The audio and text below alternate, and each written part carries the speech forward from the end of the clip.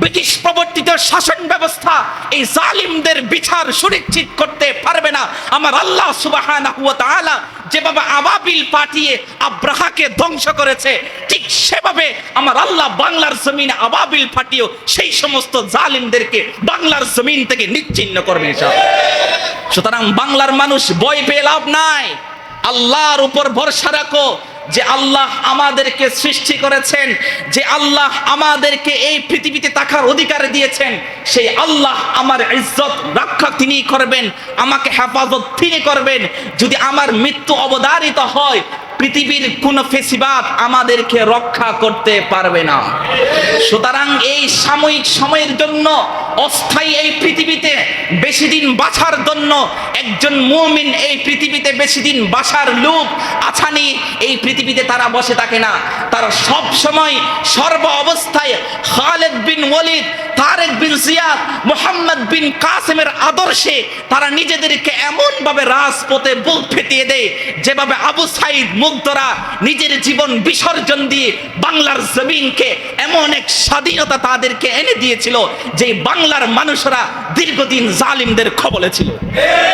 সুতরাং এই জালিমদের কবল থেকে বাংলার স্বাধীনতাকে যদি মুক্ত করতে হয়, বাংলার সকল ঘরানার আপামর জনতাকে ঐক্যবদ্ধ হতে হবে।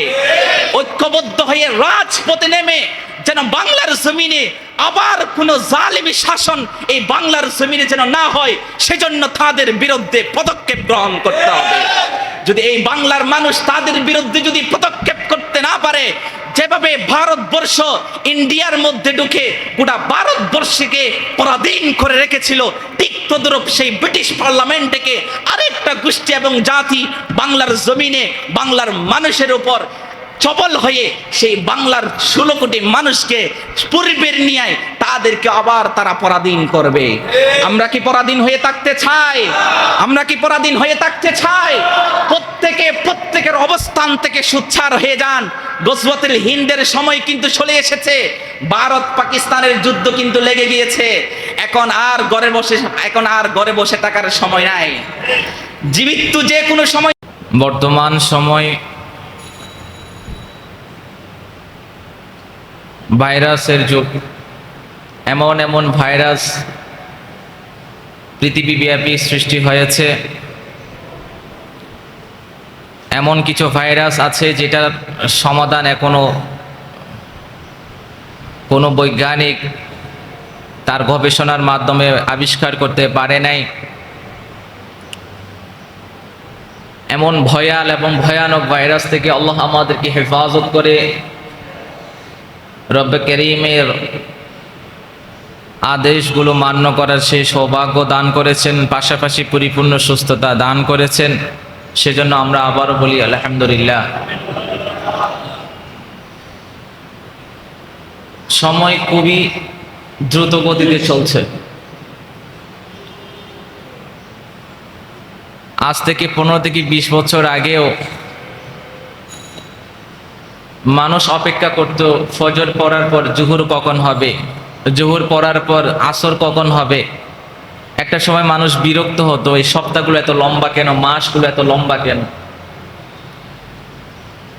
কিন্তু আজকের এই সময়ে এসে মানুষ এখন আফসোস করে, রমজান আসতেছে, রমজানের প্রস্তুতি নিচ্ছি, নেওয়ার পূর্বে রমজান চলে গেছে। পবিত্র ঈদুল ফিতরের প্রস্তুতি নিচ্ছি, পবিত্র ঈদুল ফিতর চলে গিয়ে ঈদুল আযহা খুব সন্নিকটে। তার মানে বোঝা যাচ্ছে বর্তমান সময়ের উম্মত মুহাম্মাদীর হায়াত খুবই দুর্বল। খুব দ্রুত সময়গুলো পার হচ্ছে। রব্বে কারীমের সাথে দ্রুত আমাদের মোলাকাত হতে যাচ্ছে। কিন্তু সেই সময়টা হবে দুই রকম। যারা দুনিয়ার জীবনটাকে আল্লাহর আদেশে মান্য করে, আল্লাহর বিধানগুলো যথাযথভাবে মান্য করে নিজের জীবনটাকে সুন্দরভাবে সাজিয়েছে, তারা সেই কষ্টের বিনিময়ে আল্লাহ তাদেরকে জান্নাত দান করবেন। আর যারা দুনিয়ায় থাকে ক্ষমতার লোভে, ক্ষমতার মোহে, লিডারের প্রলোচনায় পড়ে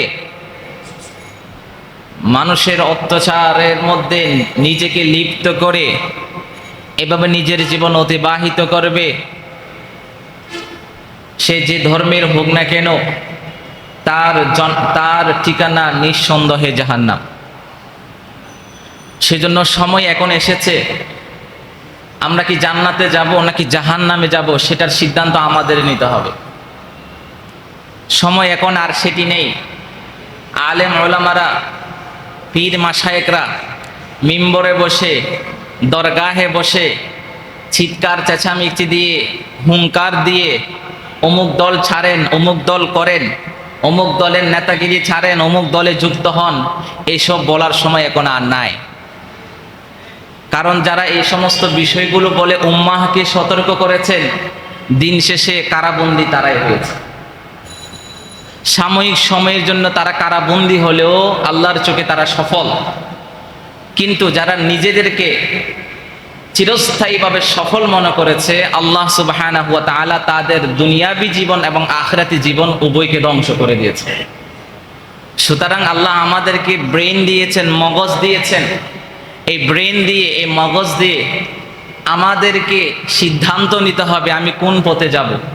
আমি কি জান্নাতের পথে নিজেকে পরিচালিত করব নাকি জাহান্নামের ঠিকানাকে নিজের আবাসস্থল বানিয়ে নিব। সময় এখন আমাদের।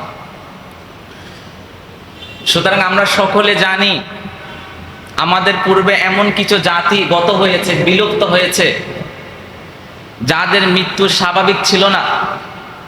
এমন অনেক জাতি যাদের সম্পর্কে আল্লাহ সুবহানাহু ওয়া তাআলা কোরআনের মধ্যে সুস্পষ্টভাবে কোরআনের আয়াত দিয়ে ধাপে ধাপে বর্ণনা করেছেন এবং আল্লাহর সতর্কবাণী, আল্লাহর নিষেধাজ্ঞা অমান্য করার কারণে তাদের পরিণতি কি হয়েছে সেটাও কোরআনের মধ্যে সুস্পষ্টভাবে বর্ণনা করে দিয়েছেন। আল্লাহ চাইলে পারতেন পূর্বেকার এই ইতিহাসগুলো, এই ঘটনাগুলো কোরআনের মধ্যে না লিখে অন্য কিছু বিষয় সেখানে লিখতে পারতেন। কিন্তু উম্মতে মুহাম্মাদের জন্য এই সমস্ত ঘটনার মধ্যে শিক্ষা এবং কল্যাণ দুইটাই রয়েছে। সেজন্য আল্লাহ সুবহানাহু ওয়া তাআলা যুগে যুগে যে সমস্ত জাতিকে যে সমস্ত কারণে ধ্বংস করেছেন, সেই সমস্ত অপরাধ এবং কারণগুলো আমার আল্লাহ কোরআনের মধ্যে সুস্পষ্টভাবে বর্ণনা করে দিয়েছেন। তার একমাত্র কারণ জাতি যেন সতর্ক হয়। আল্লাহর এত সতর্ক বাণী দেওয়া সত্ত্বেও যেই সমস্ত জাতি, যেই সমস্ত ব্যক্তি, যেই সমস্ত দল, যেই সমস্ত গোষ্ঠী নিজেদের মাঝে পরিবর্তন আনবে না, পূর্বেকার উম্মত এবং জাতিদের যে করুণ পরিণতি হয়েছে তাদেরও সেরকম করুণ পরিণতি হবে। সুতরাং আমরা আজকের আলোচনার আলোচ্য বিষয়কে আমরা দুইটি পর্বে ভাগ করব।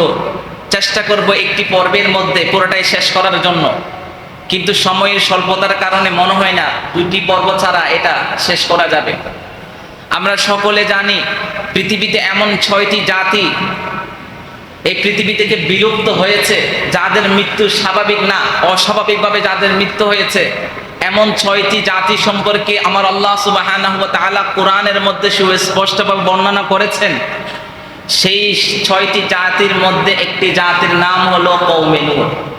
একটি জাতির নাম কি? নূহ আলাইহিস সালাতু ওয়াস সালামের কওম।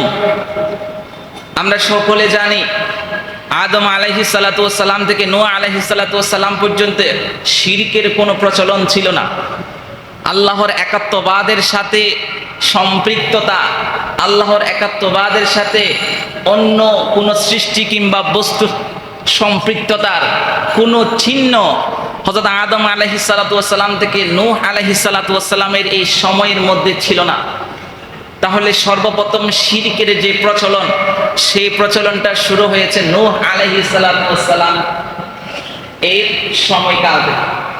আল্লাহ সুবহানাহু ওয়া তাআলা নূহ আলাইহিস সালাতু ওয়াস সালামকে যখন নবী হিসাবে প্রেরণ করলেন, তখন আল্লাহ সুবহানাহু ওয়া তাআলা কোরআনের মধ্যে বলেন, ওয়ালাকাদ আরসালনা নূহান ইলা কওমিহি ইন্নী লাকুম নাযীরুম মুবিন।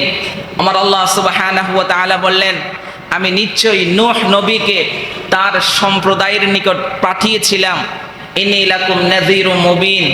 এবং সেই নূহ আলাইহিস সালাতু ওয়াস সালাম বলেছিলেন, আমি তোমাদের জন্য একজন স্পষ্ট সতর্ককারী হিসাবে প্রেরিত হয়েছি। নূহ আলাইহিস সালাতু ওয়াস সালাম এই বাণী তাদের কাছে পৌঁছে দেওয়ার পরও এবং তাদেরকে বলা হয়েছে এক আল্লাহকে ছাড়া গায়রুল্লাহর ইবাদত করো না, যে আল্লাহ তোমাকে সৃষ্টি করেছেন, তোমাকে সুন্দর অবয়ব সুন্দর গঠন দিয়েছেন, সেই রবের অমান্য করো না, সেই রবের বিধানগুলি প্রদর্শন করো না, বরং সেই রব তোমাদের উপর যে নিয়ামত দিয়েছেন সেই নিয়ামতের শুকরানান, সেই রব তোমাদেরকে যেভাবে চলতে বলেছেন তোমরা নিজের জীবনটাকে সেভাবে চালাও। কিন্তু নূহ আলাইহিস সালাতু ওয়াস সালামের এই কথা তার কম শুনে নাই। দীর্ঘ 950 বছর তাদের মাঝে দ্বীনের দাওয়াত দিয়েছেন, দ্বীনের প্রচার প্রসার করেছেন, আল্লাহর পক্ষ থেকে প্রেরিত বাণীগুলো তাদের মাঝে পৌঁছে দিয়েছেন। দিন শেষে ফলাফল মাত্র 80 থেকে 82 জন মানুষ ঈমান এনেছে। কত বছর মেহনতের ফলে? 950 বছর মেহনতের ফলে মাত্র 80 থেকে 82 জন মানুষ ঈমান এনেছে। সেই নূহ আলাইহিস সালাতু ওয়াস সালাম তাদেরকে যখন দ্বীনের দাওয়াত দিতেন, তখন তাদের মধ্যে যে নেতাগুলো ছিল, পাতি নেতা, তাদের মাঝে যারা স্বাবলম্বী ছিল, আর্থিকভাবে সচ্ছল ছিল, যাদের কাছে পাওয়ার ছিল, তারা নূহ আলাইহিস সালাতু ওয়াস সালাম এবং তার কওমকে বলতো, ওয়াকালু লা তাযারুন্না আলিহাতাকুম ওয়ালা তাযারুন্না ওয়াদ্দান ওয়ালা সুওয়া ওয়ালা ইয়াগুস ওয়া ইয়াউক ওয়া নাসরা।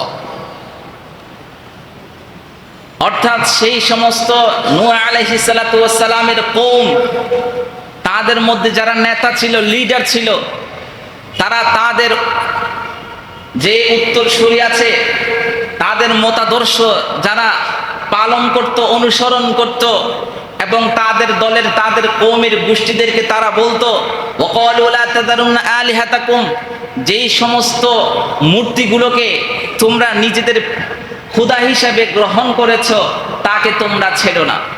ওয়ালা তাযারুন্না ওয়াদ্দান ওয়ালা সুওয়া ওয়ালা ইয়াগুস ওয়া ইয়াউক ওয়া নাসরা।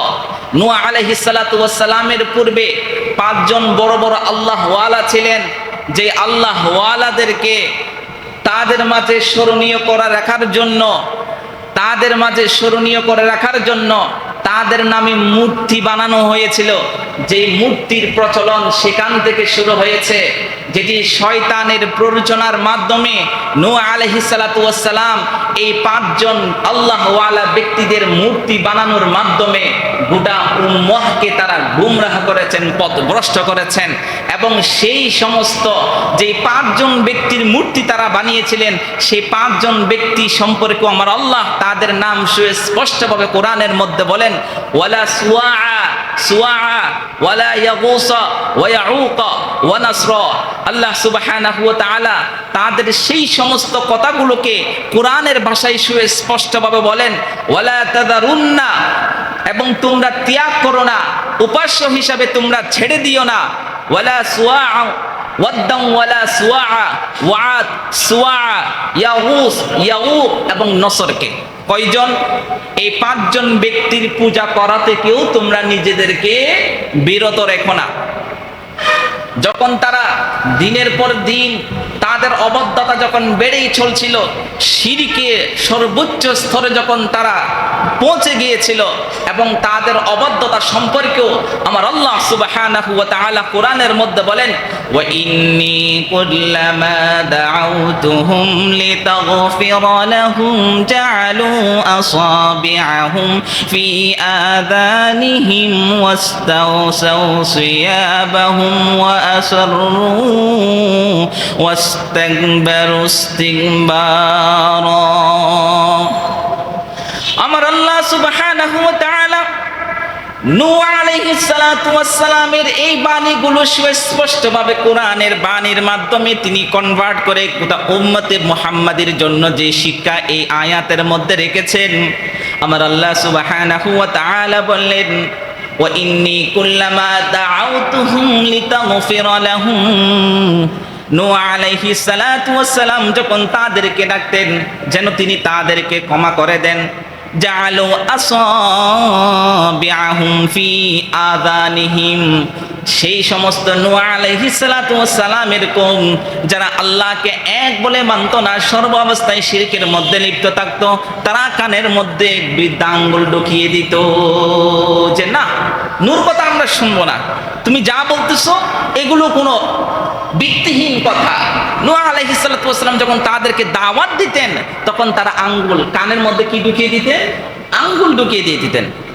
ওয়াস্তাগুসাউ সিয়াবাহুম, এবং তারা নিজেদের কাপড়গুলো তারা মুড়িয়ে নিয়ে নিত, নিজেদের কাপড়গুলো তারা মুড়িয়ে নিয়ে নিত। ওয়াসরু ওয়াস্তাকবারু ইস্তিকবার, এবং তারা তাদের অবস্থানে অটল থাকতো এবং তারা অহংকার এবং উদ্ধতা প্রদর্শন করত। নাউযুবিল্লাহি মিন যালিক। তাহলে তাদের এই জায়গার মধ্যে কয়টা জিনিস পাওয়া গেছে? এক নাম্বার, তাদেরকে যখন দ্বীনের দাওয়াতের কথা বলতো, আল্লাহ এবং তার রসুলের দ্বীনের বিষয়ে, যখন শরীয়তের বিষয় নিয়ে তাদেরকে যখন দাওয়াত দিত, তারা কানের মধ্যে কি ঢুকিয়ে দিত? আঙ্গুল ঢুকিয়ে দিত। দুই নাম্বার, তারা কাপড়গুলো মুড়িয়ে নিত। তিন নাম্বার, তারা তাদের অবস্থানে অটল থাকতো যে পাঁচজন খুদাকে আমরা খুদা হিসেবে মেনেছি, আমরা তাদেরই অনুসরণ করব, তাদেরই ইবাদত করব, তুমি নূহ যা বলতেছো এটা শোনার টাইম আমাদের নাই। এবং সর্বশেষ 4 নাম্বার কারণ, তারা অহংকার প্রদর্শন করত। তারা নিজের জৈবিক শক্তি, দৈহিক শক্তি, নিজের ক্ষমতা, নিজের টাকা, এই সব বিষয়ে তারা কি করত? অহংকার প্রদর্শন করত। আমার আল্লাহ সুবহানাহু ওয়া তাআলা তাদেরকে ছাড় দে, কিন্তু কি দেয় না। এরপরে আমার আল্লাহ সুবহানাহু ওয়া তাআলা দীর্ঘ 950 বছর লম্বা সময় তাদেরকে আমার আল্লাহ সুযোগ দিয়েছেন। এত লম্বা সময় সুযোগ দেওয়ার পরও নূহ আলাইহিস সালাতু ওয়াস সালামের কথাগুলো তারা শুনে নাই। নূহ আলাইহিস সালাতু ওয়াস সালামকে যখন দ্বীনের দাওয়াত দিতেন, তখন তারে মারতে মারতে মাটির সাথে শুয়ে ফেলতেন, বেহুশ করে ফেলতেন। নূহ আলাইহিস সালাতু ওয়াস সালাম যখন হুঁশ ফিরে আসতো, তখন সাথে সাথে আবার দ্বীনের দাওয়াত দেওয়া শুরু করতো। এমনি ভাবে নূহ আলাইহিস সালাতু ওয়াস সালামের যুগের যারা নেতারা ছিল, যাদের ক্ষমতা ছিল, যাদের পাওয়ার ছিল, তারা নিজের জাতিকে বলতো নূহ একটা পাগল, নূহের কথাই তোমরা কান দিও না। আমরা যেই 5 জন বুজুর্গ, যেই 5 জন আল্লাহওয়ালাদেরকে আমরা তাদেরকে খোদা হিসাবে মানে নিয়েছি, প্রভু হিসাবে মেনে নিয়েছি, তাদের ইবাদত এবং উপাসনা করা তোমরা ছেড়ে দিও না। তাদের উদ্ধতা এবং অহংকার প্রদর্শন যখন দিনের পর দিন বাড়তে থাকলো, আমার আল্লাহ সুবহানাহু ওয়া তাআলা বললেন যে না না, তাদেরকে লম্বা সময় সুযোগ দেওয়া হয়েছে, হয়তো বুঝি তারা ফিরে আসবে।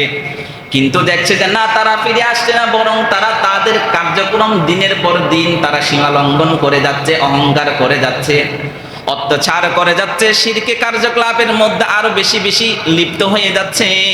আমার আল্লাহ সুবহানাহু ওয়া তাআলা শাস্তির আয়াত নাজিল করে দিয়ে বললেন, মিম্মা খতিআতিহিম উগরিকু ফাউদখিলু নারান ফালাম ইয়াজিদু লাহুম মিন দুনিল্লাহি আনসারা।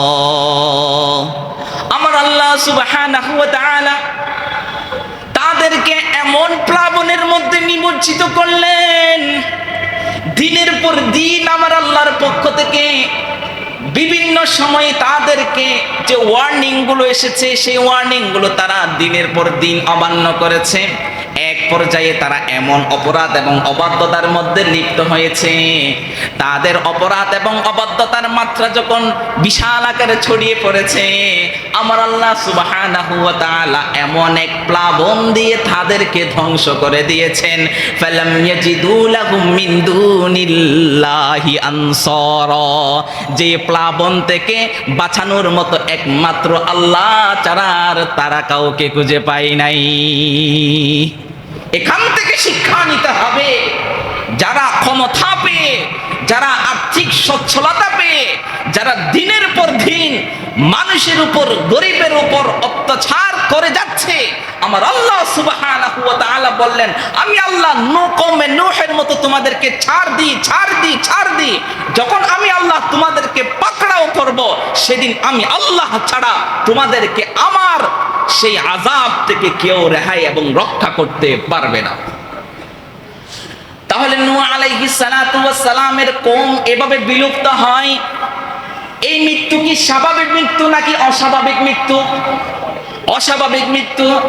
তাদের মৃত্যু অস্বাভাবিক হওয়ার পিছনে কারণ কয়টা ছিল? এক নাম্বার, তাদেরকে যখন দ্বীনের কথা, কোরআনের কথা, তাদেরকে যখন আল্লাহর কথা, আল্লাহর দিকে ফিরে আসার কথা বলতো, তারা কি করত? কানের মধ্যে আঙ্গুল ঢুকিয়ে দিত, কাপড়টাকে মরিয়ে নিত। তিন নাম্বার, তারা তাদের অবস্থানে শিরিক করতেছে, শিরিক করে যাব, এই অবস্থানে তারা অটল ছিল। চার নাম্বার, তারা সর্ব অবস্থায় ক্ষমতা এবং টাকার অহংকার দেখাতো। পরিশেষে আমার আল্লাহ সুবহানাহু ওয়া তাআলা এমন প্লাবন পাঠিয়েছে, যে প্লাবনের মাধ্যমে সেই কওমে নূহকে, পুরা জাতিকে আমার আল্লাহ একেবারে মাটির সাথে মিশিয়ে দিয়েছে। দুই নাম্বার, কওমে আদ, আদ জাতির গল্প, আদ জাতির ইতিহাস আমার আল্লাহ সুবহানাহু ওয়া তাআলা কোরআনের মধ্যে এসেছেন। এই আদ জাতি সেই সময়ে নূহ আলাইহিস সালাতু ওয়াস সালামের পর আদ নামক এক জাতি আসছিল, যাদের দৈহিক অবস্থা বিশাল ছিল, যারা দৈহিক শক্তি অনেক বিশাল ছিল। তারা আরবের আহকাফ নামক অঞ্চলে বাস করত। আল্লাহ তাদেরকে ধন সম্পদ এবং দৈহিক এবং সভ্যতায় উন্নত করেছিল। তাদেরকে আমার আল্লাহ দৈহিক শক্তি দিয়েছে, সম্পদ দিয়েছে। তাদের সভ্যতা সেই সময়ের সবচেয়ে উন্নত সভ্যতা হিসেবে তাদেরকে স্বীকৃতি দিয়েছে। কিন্তু তারা এক পর্যায়ে অহংকারী হয়ে পড়েছিল, পাশাপাশি তারা মূর্তি পূজার মধ্যে লিপ্ত হয়েছিল। পূর্বেকার উম্মতদেরকে আমার আল্লাহ যে কারণে ধ্বংস করে দিয়েছেন, সেই সমস্ত কারণগুলো আজ জাতির মধ্যে পাওয়া যাচ্ছে। দৈহিক শক্তি, বিশাল বিশাল দেহ, অট্টালিকা নিয়ে তারা গর্ব করছে, অহংকার করছে। যেই আল্লাহ তাদেরকে এত সুন্দর দৈহিক গঠন দিয়েছে, আমার আল্লাহ যাদেরকে এত সম্পদের মালিক বানিয়েছে, তারা সেই আল্লাহকে ভুলে গিয়ে আবার মূর্তি পূজার মধ্যে লিপ্ত হয়ে গিয়েছে। আমার আল্লাহ সুবহানাহু ওয়া তাআলা তাদেরকে সতর্ক করার জন্য কোন নবীকে পাঠালেন সে সম্পর্কে কোরআনের মধ্যে গিয়ে বলেন, ওয়া ইলা আদিন আখাহুম হুদান ক্বালা ইয়া কওমি বুদুল্লাহা মা লাকুম মিন ইলাহিন গায়রু ইন আনতুম ইল্লা মুফতারুন। আমার আল্লাহ সুবহানাহু ওয়া তাআলা বললেন, আজ জাতি যখন তারা বিভিন্ন অপকর্মে, অহংকার, মূর্তি পূজার মধ্যে লিপ্ত হয়ে গিয়েছিল, আমি আল্লাহ সুবহানাহু ওয়া তাআলা তাদের ভাই হযরত নূহ, হযরত আদ আদ জাতির উপর হযরত হুদ আলাইহিস সালাতু ওয়াস সালামকে তাদের কাছে নবী হিসাবে পাঠিয়েছিলাম। সে আদ জাতিকে হুদ আলাইহিস সালাতু ওয়াস সালাম বলেন, ক্বালা ইয়া কওমি ইবুদুল্লাহ, হে আমার কওম, যে আল্লাহ তোমাদেরকে দৈহিক শক্তি দিয়েছে, সম্পদশালী বানিয়েছে, সেই আল্লাহর দিকে ফিরে আসো, সেই আল্লাহর ইবাদত করো। মা লাকুম মিন ইলাহিন গায়রু, এই আল্লাহ ছাড়া এই পৃথিবীতে আর কোনো উপাস্য নাই, কোনো ইলাহ নাই। তোমরা যেই মূর্তিগুলো পূজা করছো, সেই মূর্তিগুলো নিজেদের কোনো উপকারে আসে না এবং অন্য কেউ উপকার করতে পারে না। সুতরাং সেই সমস্ত মূর্তির পূজা বাদ দিয়ে সেই রবের দিকে ফিরে আসো। ইন আনতুম ইল্লা মুফতারুন, তোমরা যা মূর্তি বানিয়েছো, তোমরা যে অবস্থানে আছো, তোমরা মিথ্যা প্রতিপন্ন অবস্থায় রয়ে গিয়েছো। যেই মূর্তির পূজা করছো, যেই মূর্তির দোহাই দিয়ে তোমরা যা কিছু পাবার আশা করছো, বরং তোমরা মিথ্যার আশ্রয় নিয়েছো। প্রকৃতপক্ষে এই সমস্ত মূর্তিগুলো তোমাদের কোনো উপকারে আসে না। হুদ আলাইহিস সালাতু ওয়াস সালাম যখন তার কওমকে এই সমস্ত দাওয়াত দেওয়া শুরু করলো, এক পর্যায়ে তারা হুদ আলাইহিস সালাতু ওয়াস সালামকে নিয়ে উপহাস করা শুরু করলো, ব্যঙ্গ করা শুরু করলো। তারা মূর্তি আরো বেশি বানানো শুরু করলো, তাদের বানানো মূর্তির আরো বেশি পূজা করা শুরু করলো। আল্লাহ সুবহানাহু ওয়া তাআলা তাদের কাছে তার ভাই হুদ আলাইহিস সালাতু ওয়াস সালামকে পাঠালেন যেন তারা মূর্তির পূজা ছেড়ে দিয়ে রবের দিকে ফিরে আসে। যেই রব তাদেরকে দৈহিক গঠন এবং আর্থিকভাবে সচ্ছলতা দিয়েছে সেই রবের দিকে যেন তারা ফিরে আসে। কিন্তু তারা তার রবের দিকে ফিরে আসার পূর্বে তার রবের পক্ষ থেকে যেই প্রেরিত রাসূল এসেছে সেই রাসূলকে তারা প্রতি মুহূর্তে ব্যঙ্গ করতে ব্যস্ত হয়ে গিয়েছে। এক পর্যায়ে তাদের অপরাধ এবং অবাধ্যতা এত বেশি সাইলাব করেছে, আমার আল্লাহ সুবহানাহু ওয়া তাআলা তাদের অপরাধ এবং অবাধ্যতা সম্পর্কে কোরআনের মধ্যে বলেন, আতাবনুনা বিকুল্লি রিইন আয়াতান তাবআসুনা ওয়া তাত্তাখিযুনা মাসানিআ লাআল্লাকুম তাখলুদুন। আমরা আল্লাহ সুবহানাহু ওয়া তাআলা বললেন, আতাবনুনা বিকুল্লি রিইন আয়াতান তাবআসুন, তোমরা যে উঁচু উঁচু স্থানের যে খেলাগুলো নির্মাণ করছো তা তো কেবল খেলার ছলে নির্মাণ করছো। তোমরা তো এগুলো বড়ত্ব করার জন্য বিশাল বিশাল খেলাগুলো তোমরা নির্মাণ করছো। ওয়াতাত্তাখিদুনা মাসানিআ লাআল্লাকুম তাখলুদুন, তোমরা কি সেই দুর্ভেদ্য অট্টালিকা তৈরি করছো যে অট্টালিকায় তোমরা চিরকাল থাকবে। কিন্তু তোমাদের পূর্বেকার যার সমস্ত জাতিরা আমি আল্লাহ প্রেরণ করেছি তারা কি দীর্ঘস্থায়ী চিরস্থায়ী থাকতে পেরেছে কি? তাদের কাছেও সম্পদ ছিল, তাদের কাছেও অট্টালিকা ছিল, তাদের কাছেও পাওয়ার ছিল, কিন্তু তাদের পাওয়ার তাদের টাকা তাদেরকে চিরস্থায়ীভাবে এই পৃথিবীতে বাঁচাই রাখতে পারে নাই। সুতরাং তোমরা যে বিশাল বিশাল খেলনা তৈরি করছো, যেই খেলনার মধ্যে তোমরা চিরস্থায়ীভাবে থাকার চিন্তা এবং স্বপ্ন দেখছো, সেই খেলনা একদিন তোমাদেরকে এই পৃথিবীর মৃত্যু থেকে তোমাদেরকে কখনো রেহাই করতে পারবে না।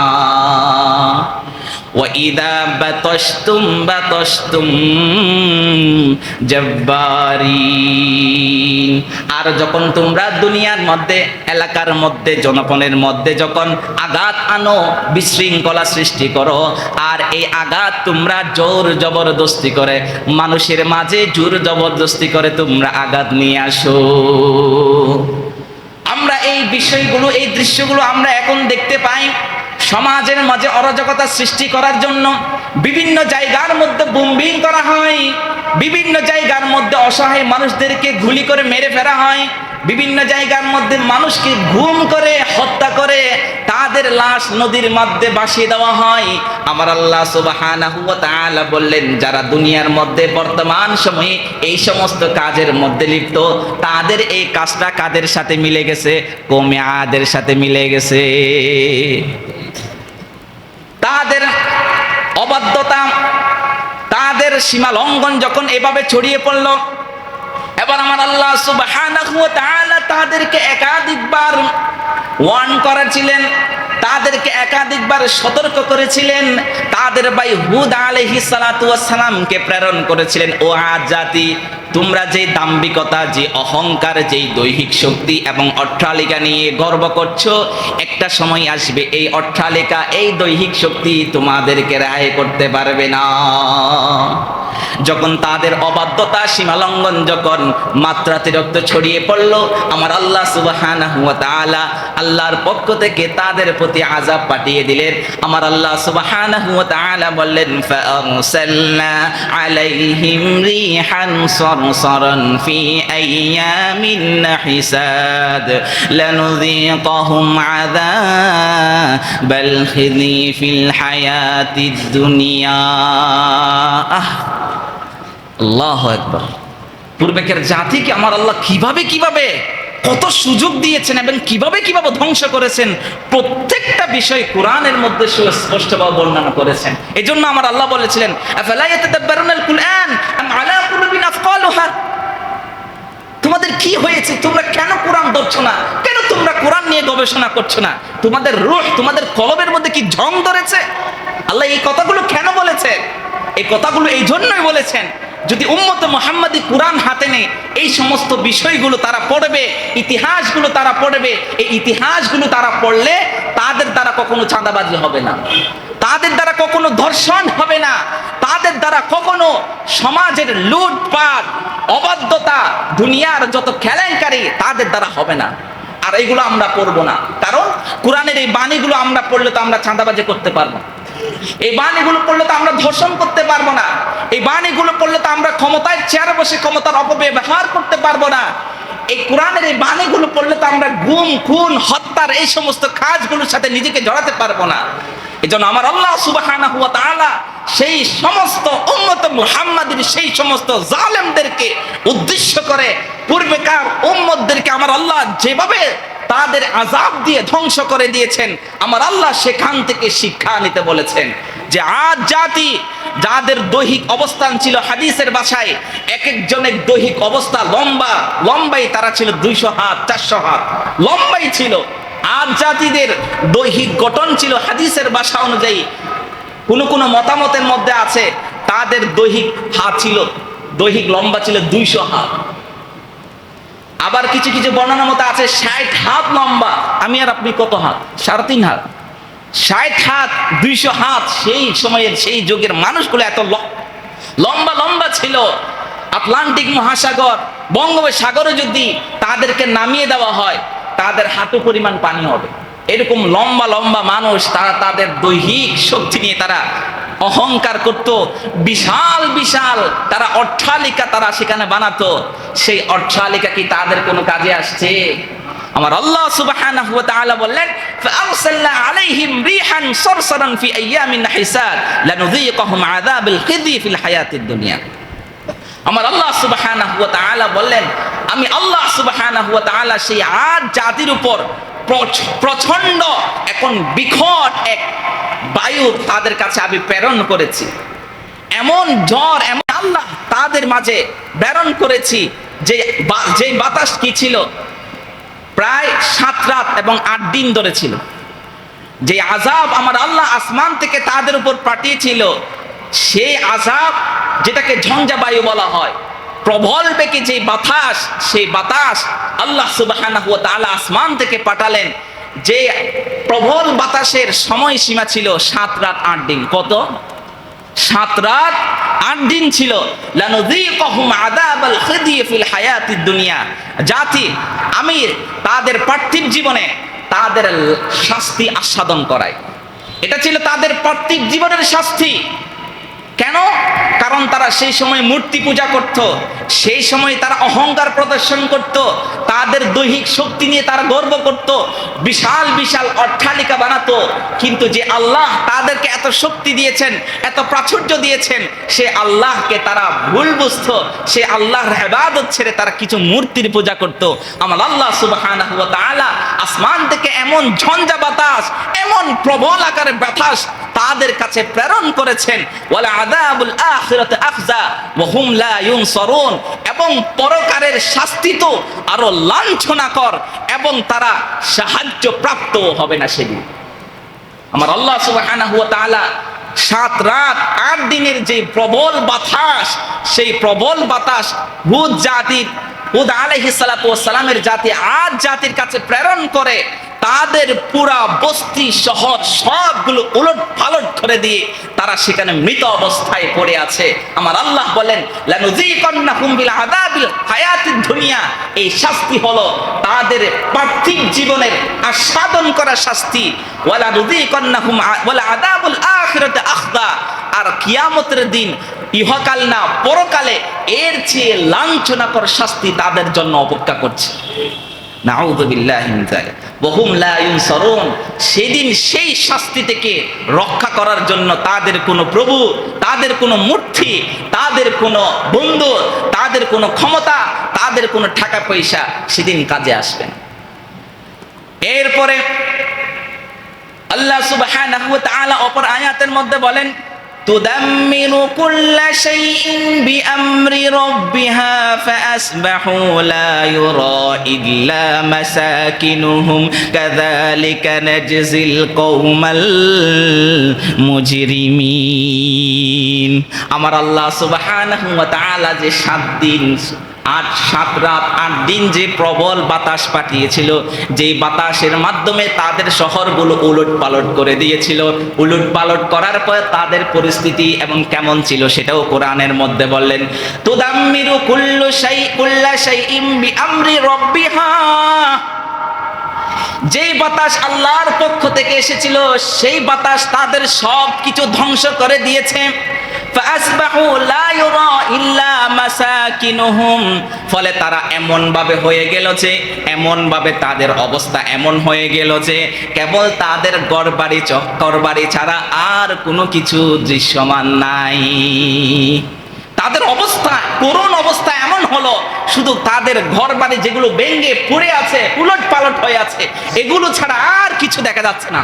তাদের কোথায় মৃতদেহ, তাদের কোথায় হাড়, তাদের মাথা কোথায়, তাদের পা কোথায়, তাদের কল্লা কোথায়, তাদের যে দৈহিক যে অঙ্গ প্রত্যঙ্গ এগুলো কোথায়, কেউ কোনো কিছু দৃশ্যমান নয়। শুধু কিছু কি দেখা যাচ্ছে, তাদের যে ঘর বাড়িগুলো প্রবল বাতাসে ভেঙে চূর্ণ বিচূর্ণ হয়ে গিয়েছে, সেই চূর্ণ বিচূর্ণ দৃশ্যমান ছাড়া আর কোনো কিছু দেখা যাচ্ছে না। আল্লাহ কেমন শাস্তি তাদেরকে দিয়েছে। কাযালিকা নাজজিল কওমাল মুজরিমিন। আল্লাহ সুবহানাহু ওয়া তাআলা বলেন, আমি এভাবে যে সমস্ত সম্প্রদায় অপরাধের মধ্যে লিপ্ত হয় সেই সমস্ত সম্প্রদায়কে আমি আল্লাহ এভাবে শাস্তি দিই। আমি আল্লাহ এভাবে শাস্তি দিই। এটা কার কথা? আল্লাহর। কিন্তু বর্তমান সময় এমন হয়েছে, মানুষ ক্ষমতা পেয়েছে, ক্ষমতার লোভে তারা অন্ধ হয়ে গিয়েছে। এই যেই ক্ষমতার চেয়ারে তারা বসেছে, তারা মানুষকে মানুষ মনে করে না, গরিবকে গরিব মনে করে না, জাতিকে জাতি মনে করে না। তাদের কাছে বিড়াল এবং কুকুরের চেয়ে মানুষের জীবন তত বেশি নগণ্য। সেজন্য মানুষকে যেখানে পাই সেখানে ক্রস ফায়ার করে তাদেরকে মেরে ফেলা হচ্ছে। ঘরের মধ্যে গিয়ে তার বিবি এবং তার মেয়েদেরকে নাউজুবিল্লাহ দর্শন করা হচ্ছে। ঘর থেকে বের হতে দেরি নাই, মাঝখান দিয়ে 4-5 জন লোক এসে তাকে ছুরিকাঘাত করে হত্যা করা হচ্ছে। এটা কিসের চিত্র? আমাদের বাংলাদেশের চিত্র। যে দুইটি জাতি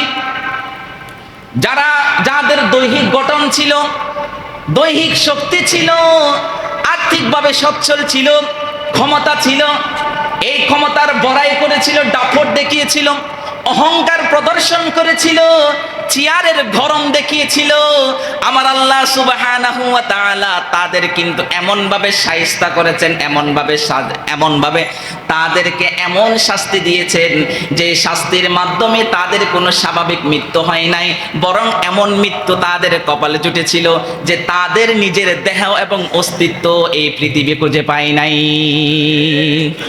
সুতরাং অনেকে বলে যে হুজুর আপনি এই সমস্ত বিষয়গুলো কেন বলেন, এই সমস্ত বিষয়গুলো কেন বলেন?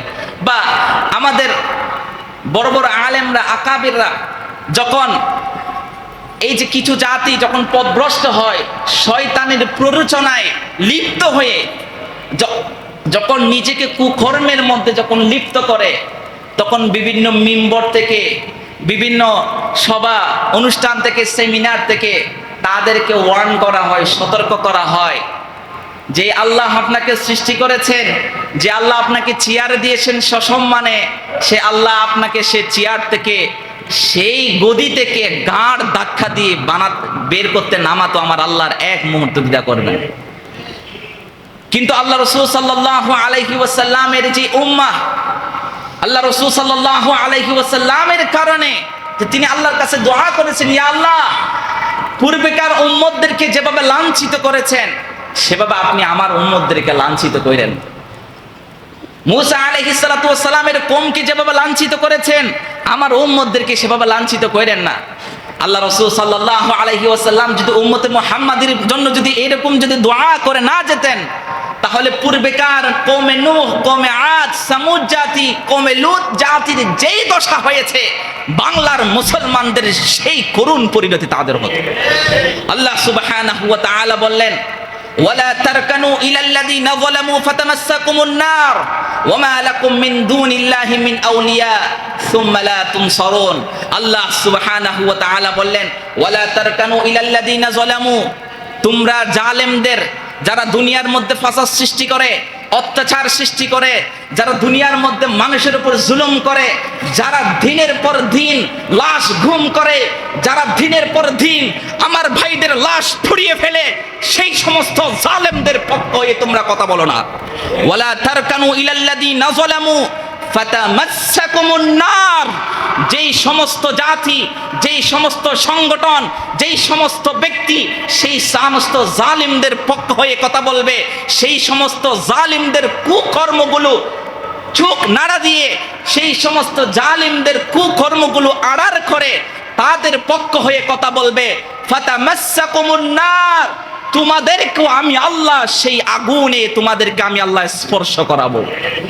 সেই সমস্ত জালিমদের যেই করুণ পরিণতি আমি আল্লাহ করব, সেম করুণ পরিণতি সেই সমস্ত জালিমদের পক্ষে তারা কথা বলেছে, তাদের করুণ পরিণতি আমি আল্লাহ তাদের করব। ওয়ামা লাকুম মিন দুনিল্লাহি মিন আউলিয়া সুম্মা লা তুনসারুন। আল্লাহ সুবহানাহু ওয়া তাআলা বললেন, ওয়ামা লাকুম মিন দুনিল্লাহি আউলিয়া, তোমাদের কোনো অভিভাবক নাই একমাত্র আমি আল্লাহ ছাড়া, একমাত্র আমি আল্লাহ ছাড়া তোমাদের কোনো অভিভাবক নাই। মিন আউলিয়া সুম্মা লা তুনসারুন, এবং কেউ তোমাদেরকে আমার আযাব থেকে বাঁচানোর মতো কেউ সেই স্পর্ধা, সেই সাহস কেউ করবে না। সুতরাং জালেমদের বিরুদ্ধে কথা বলার সাহস আমার আল্লাহ আমাকে দিয়েছে। সুতরাং জালেমদের কুকীর্তি, জালেমদের সেই সমস্ত কুকর্ম সম্পর্কে যদি এই মিম্বর থেকে যদি কথা বলা না হয়, তাহলে এই মিম্বর রেখে কোনো প্রয়োজন নাই। যতদিন পর্যন্ত বাংলার জমিনে ব্রিটিশ প্রবর্তিত শাসন ব্যবস্থা এই জালিমদের বিচার সুনিশ্চিত করতে পারবে না, আমার আল্লাহ সুবহানাহু ওয়া তাআলা যেভাবে আবাবিল পাঠিয়ে আব্রাহাকে ধ্বংস করেছে, ঠিক সেভাবে আমার আল্লাহ বাংলার জমিনে আবাবিল পাঠিয়েও সেই সমস্ত জালিমদেরকে বাংলার জমিন থেকে নিশ্চিহ্ন করবে ইনশাআল্লাহ।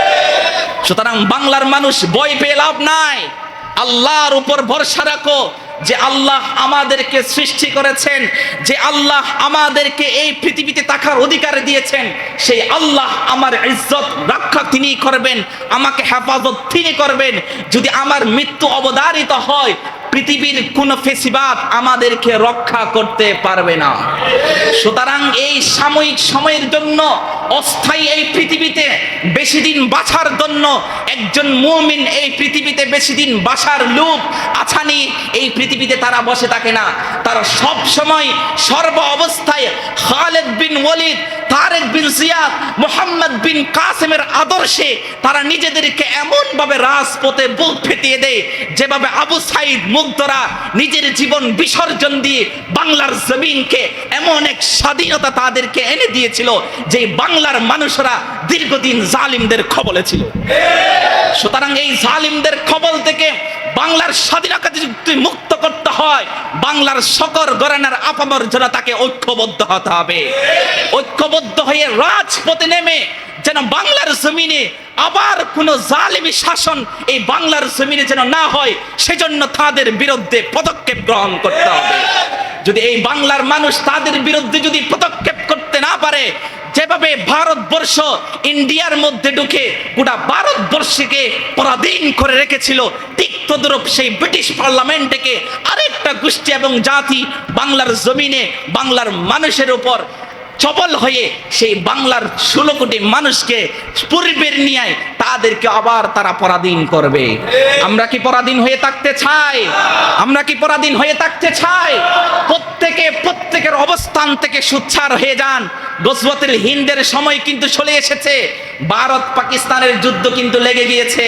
এখন আর ঘরে বসে থাকার সময় নাই, জীবিত যে কোনো সময় আল্লাহ সুবহানাহু ওয়া তাআলা আমাদের সকলকে সেই সমস্ত শ্রেষ্ঠ এবং শহীদদের কাফেলায় আমাদেরকে কবুল করুন, এবং বাংলার জমিন থেকে সকল ধরনের বৈষম্য, দর্শন, চাঁদাবাজি সব কিছুকে বিলুপ্ত করে বাংলার জমিনে কোরআনী শাসন কায়েম করার তৌফিক দান করুন।